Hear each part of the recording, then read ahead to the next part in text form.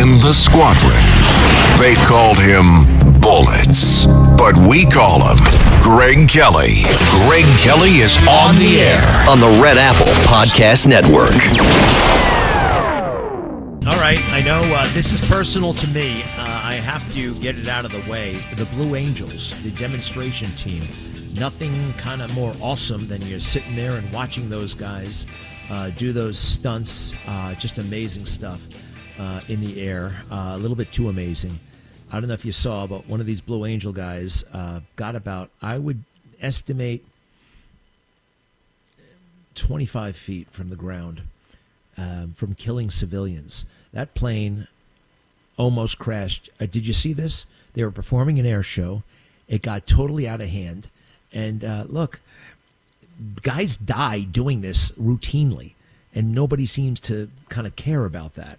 The Navy doesn't want people to know. The Marine Corps doesn't want people to know. The Department of Defense doesn't want people to know. But it happens. And what do we get out of the, look, I'm a daredevil. I like taking risks, to be honest. I did it in the military. But when there's a payoff, when it's for a reason, there's no reason to be flying like this. Did you see the clip? They come zorching by at about the speed of sound at about 25 feet.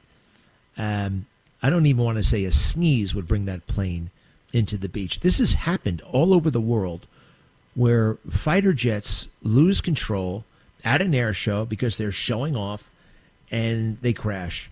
And usually the pilots live, the people on the ground die, but often the pilots die themselves. It's just awful. Let's see here. Wingspan is about 40 feet. I'm guessing it's one. Maybe is it? Let's see. It's maybe 40 feet. Maybe 40 feet if we're lucky. That's too low. That's about 60 feet too low. And you shouldn't be turning. If you haven't seen this, you got to look at this picture online or the video online. F-18 Navy demonstration team based out of Pensacola, Florida, and they zorched their own beach there. Their home base in Pensacola. I used to watch these guys all the time. It's very impressive. But the thing that I learned is these maneuvers are not done in the fleet. You don't do them in combat. Initially, that was kind of their mantra. Everything we do here, we do in the fleet. That's not true. Nobody flies that close to each other. What is it, 24 to 36 inches? That's crazy. That is way too close, okay? Actually, in combat, you know how far we are from each other? About a mile. Now, you can tuck in there for the break, stuff like that. It's just insane. No benefit for the people. We have enough Blue Angel video to delight and inspire people for the next 200 years. You can't have this, all right? And the Thunderbirds, that goes for the Thunderbirds, Blue Angels, the aerial demonstration teams. I'm like this close to saying no more air shows. And I'm a pilot. I love aviation. The Navy has ceased operations, at least for the Blue Angels. I can't believe it. I don't want to sound like Dudley Do-Right, Mr. Safety, but that's one thing aviators take very, very seriously, safety.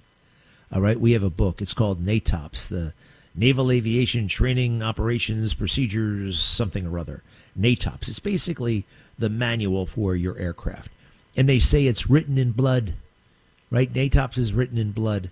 So they came up with all these standards and rules and guidelines because people died. All right, so how do we minimize death? How do we minimize injury? You write down this stuff and you put it in a book, and you study it and you fly by it, and you don't say, watch this. Hey, this is going to be fun. I'm really going to wow the people on the ground. Once people start looking at you from the ground, you become self-conscious in the cockpit. I don't care who you are. Chuck Yeager, watch this. Chuck Yeager may have been a bit of a hot dog himself. Look, the thing about cool fighter jets, I used to say this, like they're cool enough. You don't have to make them extra cool. Going 450 knots at 100 feet, that's pretty damn cool. Why would I want to go to 25 feet and make a crazy U-turn?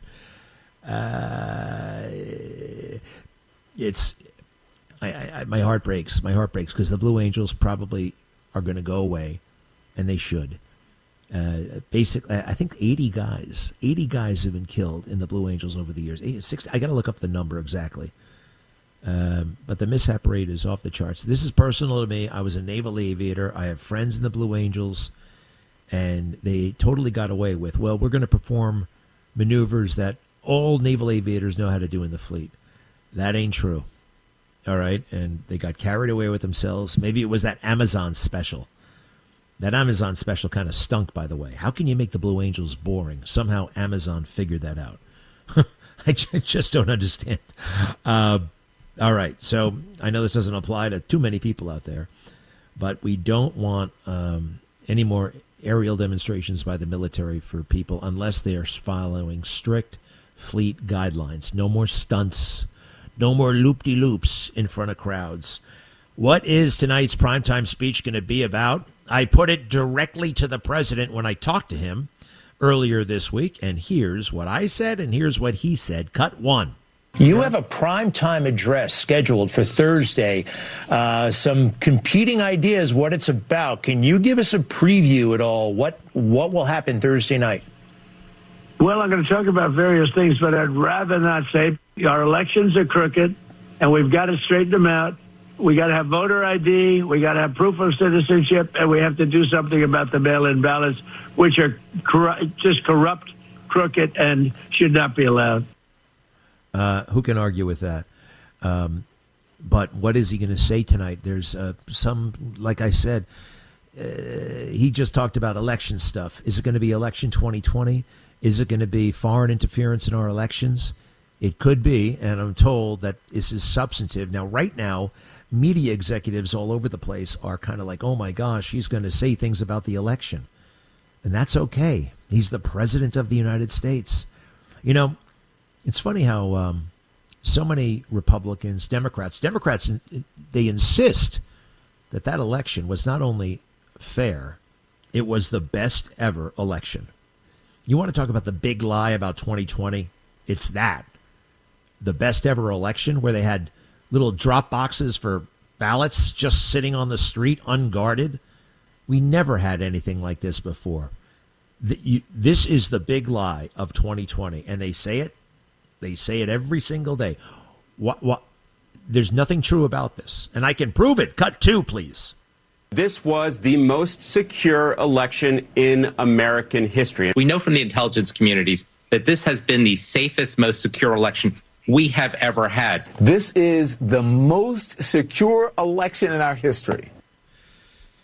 You know, that one guy, though, said the intelligence community. He's right. The intelligence community said that. Now, what the hell is the intelligence community doing anything about domestic elections? Why would they say something about that? You know, Christopher Krebs is the guy. That's the intelligence community. He came out, said something he had no business saying. We weren't even talking about foreign interference at that time. We were talking about, well, I was talking about the rules being violated, the law being violated because they use COVID as an excuse, right? Oh, COVID happened, so let's throw out all the laws and start voting in a brand new way, no matter where you are. Pennsylvania, the most egregious and simple example of all this stuff. And the intelligence community out of nowhere says there was no attack on our election system. Well, I don't think anybody was alleging an attack on the election system by a foreign power. Now, did that happen? Maybe. But back then, that's not what we were talking about. So tonight, you know, you could see some of these guys, they're such snobs. Oh, we are not going to air the president's comments. We will monitor them. As if, like, if we hear something the president says, it's going to be dangerous. It'll lead to another January 6th. That was the ultimate pretext, wasn't it? Right? If you say something about an election that they don't like, it will lead to violence. That's how they shut down so much of the conversation. And to this day, people have post-traumatic stress because a lot of people went through hell. There were crazy lawsuits and all that stuff and turning over their phones. And Alan Dershowitz, one of my favorites. If the founding fathers knew about phones and turning them over, there's no way they would have allowed that in the world. No way. No way. All right, more on the speech. Speculation right now, although there are bits and pieces emerging. John Solomon, the great guy from Just the News, has some leads. What the hell is Mamdani doing at Rikers Island? Did you see this? You know, certain people can go to jail and it's kind of cool, right? I'm talking Johnny Cash when he went to that Folsom prison, sang that song. I'm trying to think of anybody else where it was cool that they were in jail. President Trump, when he was temporarily in custody and got that mugshot, right? But to go visit a bunch of guys, I can see visiting somebody in prison, totally. Your friend, somebody wrongly accused. But to come by and high five everybody, you know, it's a pretty cool visual, I know, and Mamdami's people are going to love it. You know, the mayor going into the belly of the beast. And you could make a case for that, really. I'm inspecting the facilities. I want to make sure these people are being treated humanely. I've heard a lot of bad things about this place.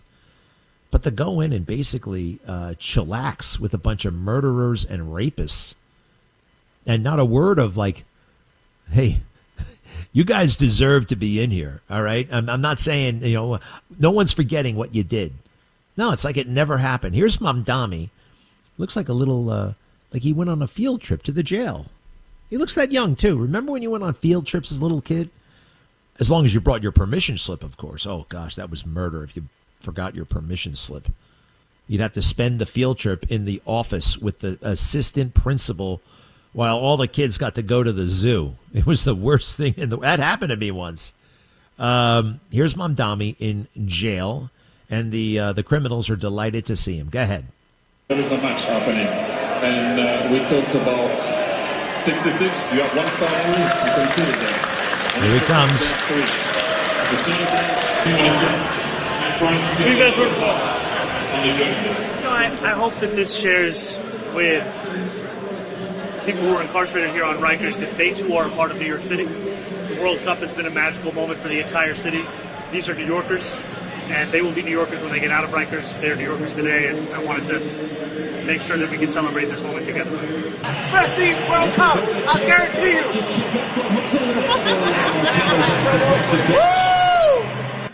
Just chilling with the rapists and murderers. And stuff like that. That's okay, though. We got to eat on, so that was good, though. You know what I'm saying? So we got the, privilege of drinking stuff, eating food that we don't really get and, you know what I'm saying? Like with me, I've been locked up 21 months, so it's been a long time since I had real food like that.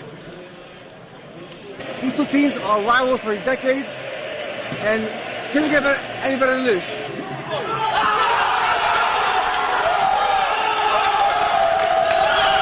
Calm down.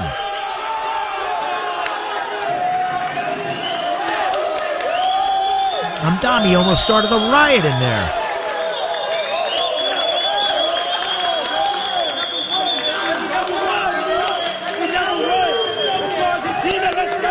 He's revving everybody up. What do you want, a prison break? Calm down. And no words of I don't think that was inappropriate. Part of it, I get it. Yeah, you can go to the jail. You can even have your picture taken there. But a little bit too much lightheartedness, you know? How about all those guys? Some people killed people in there. Some people actually killed people, raped people, stabbed people. And, wow, we brought them snacks and the mayor. What about the January 6ers when they were in jail? People who didn't hurt anybody or break anything, treated like domestic terrorists. What a weird country we have. Thank God for President Trump, by the way. Just thank God for that man. You know, but it's not enough. It's not enough. Too many people, like, watch it from the sidelines. They're amused by him. They like him from afar. But they don't want to go the extra mile to support him, to help him, and to learn lessons from him and apply them. I'm talking about yesterday on Capitol Hill. It was kind of a bust. These guys who went up there for confirmation hearings. Todd Blanche, he did okay. What the hell's his name? Jay Clayton didn't really do so hot. And part of it is they're not MAGA enough. You got to go all in on MAGA. You got to think about these issues. You got to think about, what are you going to say when they ask you, did Joe Biden win the election? This does not cut it. It just doesn't cut it. Well, Joe Biden was certified. No, you can say that the election, in your opinion, look, I don't want to put words in your mouth, but I have grave concerns about the fairness of the election. I don't know who technically won. And neither do you, quite frankly. We can't count that high. There were investigations that were stopped before they were started. There were court cases that never advanced, that were dismissed because of lack of standing. No discovery process. And so these guys were smacked around by low-life Democrats like John Ossoff and the worst guy in the world, Sheldon Whitehouse. All right? I hope there's a speech, by the way. There's some speculation that he may cancel it because these networks are acting like such snobs. You know, oh my gosh, if he says anything about the election, they're going to dump out and get all nervous. This is a free country still. You can say things, you can wonder, you can hypothesize. You're even allowed to be wrong. Be right back. Greg Kelly. Let's go, Brandon.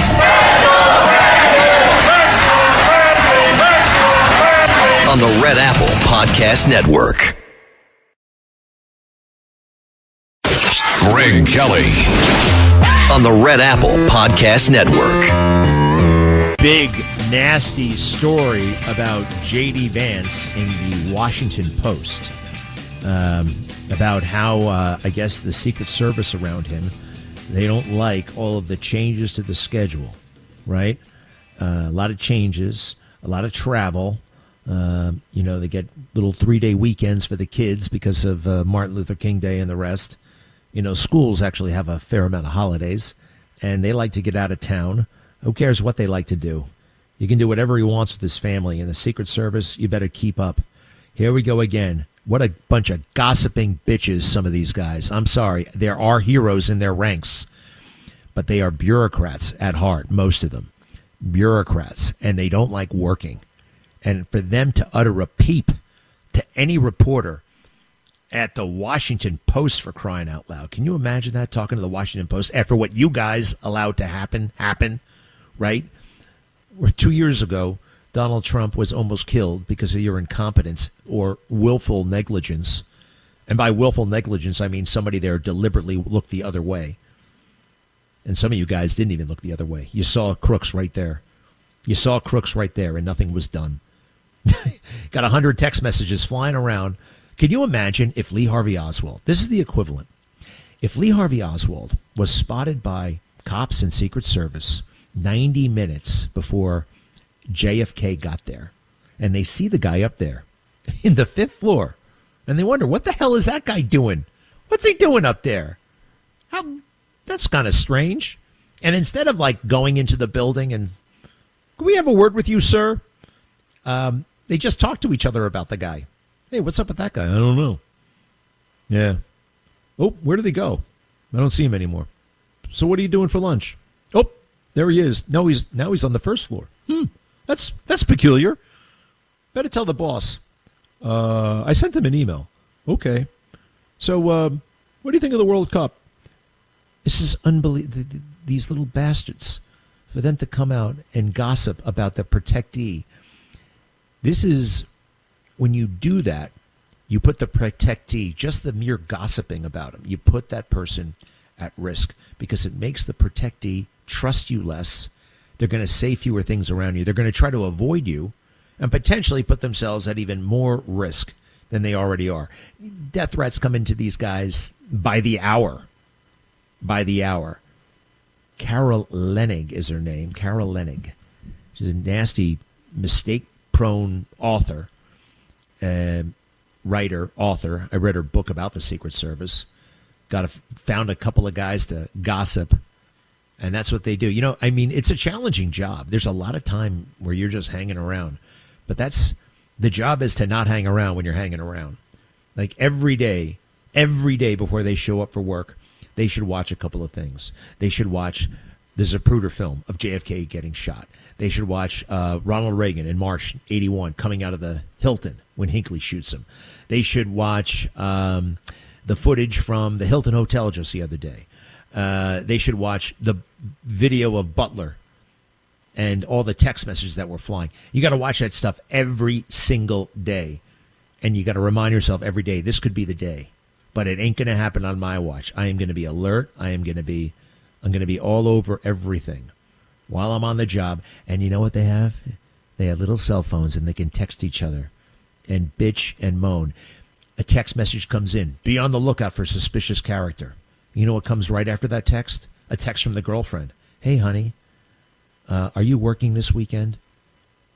Then a Pizza Hut coupon comes in. And then another one comes in. Has anyone seen this individual? Be on the lookout. A lot of these guys use their personal cell phones. And the radios don't even work. When I'm looking at my cell phone right now, who's texting me right now? Who's texting me? Who's texting you? Look at your. Do you have? Imagine if in all of your text messages, I got one from work, I got one from, let's see here, somebody I know. I'll leave it at that. I got one from my friend Mark. I got one from a work colleague. I got one from a former work colleague. I got one from an ex-girlfriend. What does she want? Oh, here's an item. Be on the lookout for serial killer. You see, they will blend in with everything else. It doesn't seem that important. Anyway, it breaks my heart that J.D. Vance is going through this. He's taking a lot of heat. They say that the primary for 2028 is in full swing. I find him incredibly impressive. I don't think he hasn't said anything about Israel that has made me upset. Really. We have done so much for Israel. I love doing things for Israel. Somebody tells me behind closed doors he didn't want to go to Iran. Well, behind closed doors, a lot of people have a lot of things to say about a lot of different issues. And people are allowed to be wrong. Here's J.D. Vance, pretty big sit down with Joe Rogan. Now, you got to remember this about Joe Rogan, all right? He was the first with the long-form podcast. Good for him. And he's also high as a kite all the time, right? Okay. Having said that, he's a force for good in America, except for the drugs. Joe, cut 21, please. Cut 21. I had James Tallarico on the podcast, and one of the things that I think he has a really good point about, even though I know you're Catholic and you're very religious, putting the 10 Commandments in schools, I don't think is the right way to do it. And this is a guy, Tallarico, who was in seminary and is very Christian. Mm-hmm. And he just thinks that even though he believes in the 10 Commandments, if you're just only representing the Christian faith in these schools, you're forcing your religion into other people's lives, and that this is going to push people away from Christianity rather than encourage them to pursue it. Yeah, I mean, I think you never want to force things on people, and I think one of the core Christian contributions to Western civilization is the idea of freedom of religion. It's actually very much a Christian idea because you recognize the dignity of each individual, and part of recognizing that dignity is that each person has to find their own pathway to God. You can't force this on anybody. I don't think putting the 10 Commandments up in school is like forcing things on anybody. But it's public schools. So, I mean, if you're going to do that, why not put Buddhist scripture? Why not put, Muslim stuff? You could make an argument why you should have a bunch of different religious tenets in schools. I think in the Supreme Court there actually are a lot of different sort of historical, cultural, legal documents that are up there, and I want to say that Moses coming down with a tablet is one of them, but I think there actually are other cultural, maybe even other religious elements of this, like where you recognize that a big part of sort of the law-giving tradition in Western civilization is is some of these religious texts, not exclusively Christian religious texts. Obviously, some Jewish. There's like an important contribution from the Muslim world in this. So I guess I don't think of it as exclusionary, while also recognizing that America is a society.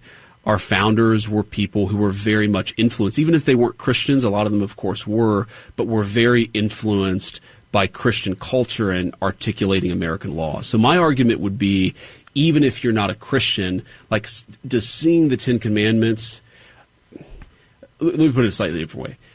Does seeing the 10 Commandments force religion on a non-Christian child? I mean, my argument would be no, and I'd illustrate this by saying, well, there are all of these ways in which you actually could try to force religion on a child. Stop right? for a second. Well, it's not the Stop worst. for a second. Stop for a second. I mean, you go into a first grade classroom, they have a big turtle. They got a picture of a turtle.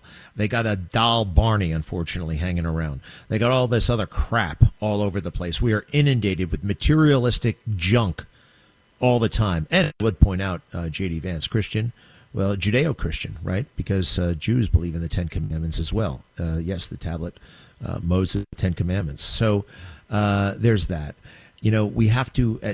We are one nation under God.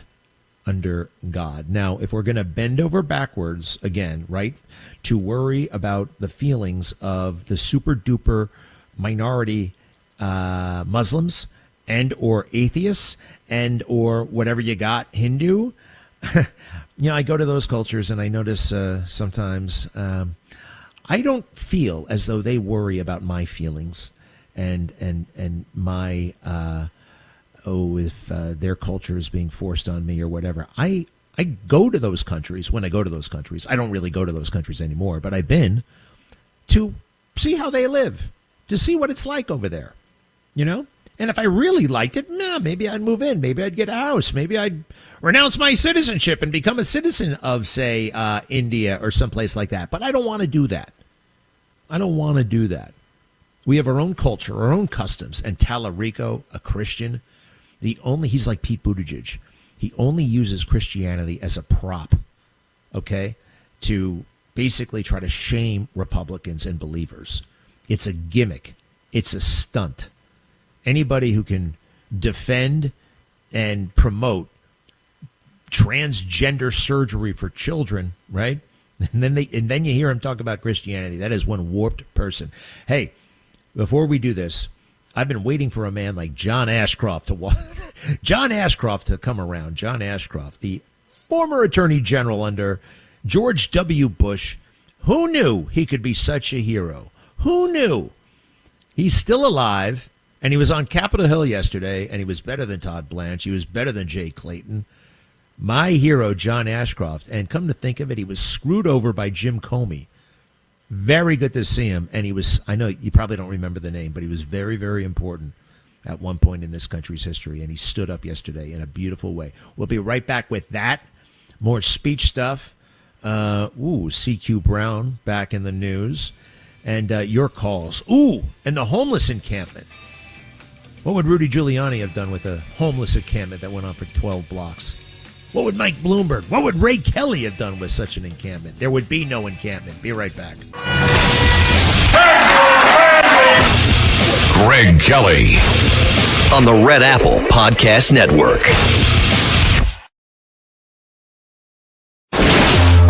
Greg Kelly, entertaining and informative on the Red Apple Podcast Network. Excuse me. We are back. If anybody knows how to raise a child, oh boy, it was very difficult this morning. She's 6 years old, going on 16, singing songs like, from the top 40. This Lush Life song. Where the hell did she learn Lush Life? Lush Life is a song about partying all day. I want to do it the way I want to do it. I want to go all summer. Going to have fun like no other. It's just a bunch of junk. How do they get this stuff? I'm told the older kids bring it to school on the TikTok video, right? Or people with older sisters or older brothers, they hear it from their older brothers, they come and sing in that stuff. She already knows this, that, and the other thing. Now she can, she's a little bit selfish right now. And also kind of scared of the dark. But the thing is, the 4-year-old is not scared of the dark, So it's... we love her so much. We just want her to be happy and kind and a child of God. She already is, right? But I think everything's going to be great. I'm not saying we have a problem. Everybody has a little bit of a, it is what it is, right? Growing up is hard. Growing up is, it's hard on the kid. It's hard on the parents. All right. My John Ashcroft. This has been said for a long, long, long time. The president cannot go after his political enemies, as if political enemies is some sort of special category recognized by the law or by the Constitution. It's not. It's not. If in the president's judgment, somebody warrants investigation, well, that's why we have a great big election, right? Because the job is incredibly powerful, but they try to minimize it. Under Article 2, the president has a tremendous amount of power. And they try to say the president can't do this, the president can't do that, the president can't do this. Yes, he can, because it's in the Constitution, and 75 million people, whatever, voted for him. That's why it's such a big deal, because the president has a lot of power. I've never heard it put quite like John Ashcroft, though. He's going at it with Shifty Schiff, Adam Schiff, great big bulbous head.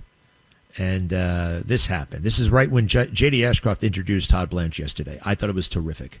Former AG to another AG. The witness, cut 20 if you don't. No, wait, where the hell is this? Let's try cut 19. 19. Mr. Blanche has said that he believes the president has both the right and the duty to use the Justice Department to go after his enemies. Do you subscribe to that view? Thank you, Senator. I believe that the Attorney General of the United States has the right and responsibility to enforce the law uniformly. And if the law has been broken by the president's enemies, he has a duty. They do not become exempt from following the law merely by their enmity to the president of the United States. As a matter of fact, the people who break the law are in enmity with the people of the United States, whose expression of what is the law has been developed in this body and the Congress of the United States. So we used to call people who break the law public enemies. Well, Mr. So my view is that whether a person has been a political supporter or not of the president of the United States is not the determining factor regarding prosecution. It's whether a person has violated the law, and in enforcing the law, the Attorney General is carrying out the will expressed in the Congress. Oh, that is just delicious. It is so true. It used to be public enemies. This was the heart of the Joe Biden situation when Donald Trump heard Joe Biden bragging about, if you don't fire the prosecutor, I'm taking my money with me. And we're going to be leaving here in a half hour. If you don't fire the prosecutor, you get no money. Well, son of a bitch, he got fired. Now, he said that publicly. The president saw it on TV. He said, you know what? That sounds pretty freaking weird. Let me see. I think somebody should look into this. Now, his own Department of Justice back during the first term would not lift a finger for President Trump. They were too busy trying to trip him up. They were too busy trying to thwart his agenda instead of enabling it. So he's on the phone with Ukraine. Hey, that's where Joe was. You guys should look into that. You can't even do that if you're the president of the United States. Who cares what Joe Biden is? He's a candidate for president. That doesn't give him any special legal exemption. Just like well, what a great man. What a great man. And you know what? I didn't see it coming. I didn't see it coming because he was a Bushy. He was just an ordinary Bushy back then. And I wasn't that crazy about Bushy, as some of you know. Okay. Let's see. We're going to talk about the election tonight in prime time. Now, that's a real new thing for these networks because they don't like talking about election. 2020, that's so long ago. Well, what about January 6th? You were talking about it for 4 years. Everything you're going to hear right now, everything you're about to hear was from the summer of 2022. All right, that's a year and a half after January 6th. And just a few months before, guess what? The midterms. And what was in the air? What was the zeitgeist? What was dominating? Well, nobody really fell for it. You got to remember that. But some people did. Cut 4. And turning now to the investigation into the January 6th Capitol attack. Fox new developments on the January 6th insurrection will bring you the latest. Let's talk about the January 6th committee. The important stage of the investigation into the January 6th insurrection. I think January 6th is another example. And they keep falling. The January 6th bombshells, that is. Okay, let's talk about January 6th. Let's not and say we did. Let's talk about January 6th. I've been on the right side of every issue of the past 10 years, I'm realizing. I have absolutely no regrets of any public stance I've ever taken, including and especially the Curtis Sliwa debacle. Including and especially Curtis Sliwa. All right? I backed him for old time's sake. For old time's sake. And then I realized Mamdani was I hate to say it, the existential threat. All right? And I did what I had to do. And I can sleep, I can hold my head high, I can go out to Staten Island and talk to anybody out there who voted for Curtis, all right? Why I did, what I did, how I did it, okay? This goes for Iraq, this goes for impeachment, this goes for everything Trump, Everybody has always been wrong. Everybody. Except, well, you know who. You heard my Malcolm Gladwell, right? The Malcolm Gladwell. Who is Malcolm Gladwell? Who the hell is Malcolm Gladwell? How does he know so much? Malcolm Gladwell. Malcolm Gladwell. Cut 12. Malcolm Gladwell. And I'm really excited about today's guest. I have been reading Malcolm Gladwell for years. He's one of the best-known and best-selling writers working today. The thoughtful and thought-provoking Malcolm Gladwell. Finally from us, settle in with author Malcolm Gladwell. 25 years now after his groundbreaking publication, The Tipping Point, social thinker and New York Times best-selling author Malcolm Gladwell. Wow. Malcolm Gladwell, he knows so much. Malcolm Gladwell, pop psychologist. Never believe the experts. Never be intimidated by these jerks and their credentials and their books. Number one, if you read the books, you'll see they're very, very ordinary people. They're very, very ordinary. And this guy getting everything wrong about C.Q. Brown, yelling and screaming that President Trump is a racist for firing C.Q. Brown, when President Trump is the guy who promoted him. He promoted them to chief of staff. Here's just a little clip, all right? This is where he's just warming up. Malcolm, not in the middle, to the far, far, far, far Trump-hating left. Cut 13. I was giving a talk and I mentioned C.Q. Brown. So C.Q. Brown was a guy I got to know when I did my Bomber Mafia book. He was chief of staff of the Air Force. And he was, to be chief of staff of the Air Force is to be the winner in one of the most grueling meritocracies we have in America. Air Force is already the elite, right? And chief of staff is the head of the, you have gone through 7 layers of, and at the very end, to get chosen to chief of staff, they have like a bake-off where they take the foremost brilliant people and they put them through like a year of the most demanding, and they pick the winner. And he was the winner. And President Trump picked him. He goes on to say President Trump fired C.Q. Brown because C.Q. Brown is black. And it is, once you see a guy like that getting something so basic, so wrong, so provably wrong, there was one point in my life that would have changed my life, but it was already changed. I already knew this kind of stuff. I'd already seen it. But if you haven't seen it, it's really, really something. More on that little tidbit and some other fascinating material. Also, we are pounding the hell out of Iran right now. It's necessary. Stop saying this is a forever war, okay? If you add it all up, it's a 7-week war. Be right back.